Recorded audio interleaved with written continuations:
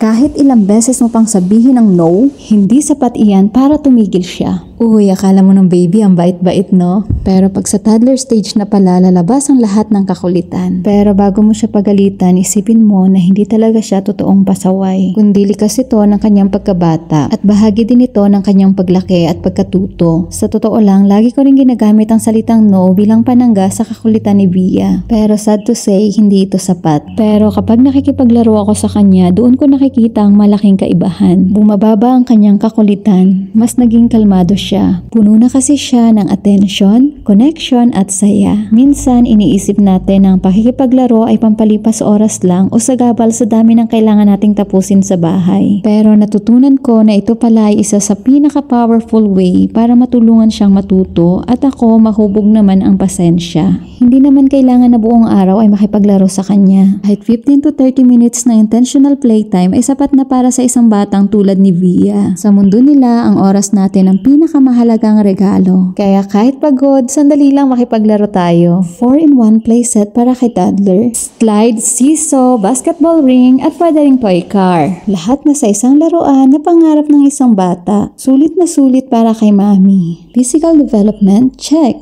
Nakakatulong sa motor skills at balance habang naglalaro sa slide at seesaw. Coordination at focus, check. Nahasang mata, kamay, coordination sa pag-shoot ng bola. Builds relationship, check. Dahil sa paghihila ni nanay sa imaginative toy car. Sulit at space saving talaga. 4-in-1 na kaya hindi kalat sa bahay. Outdoor or indoor use, pwede. Perfect for toddlers 1 to 5 years old. Best gift para sa birthday, milestone, or reward sa good behavior. Check mo sa link sa comment section. Limited stocks kaya add to cart na habang available pa. Ayan lang for the sharing thing. Sana'y maging blessing. Thank you for watching.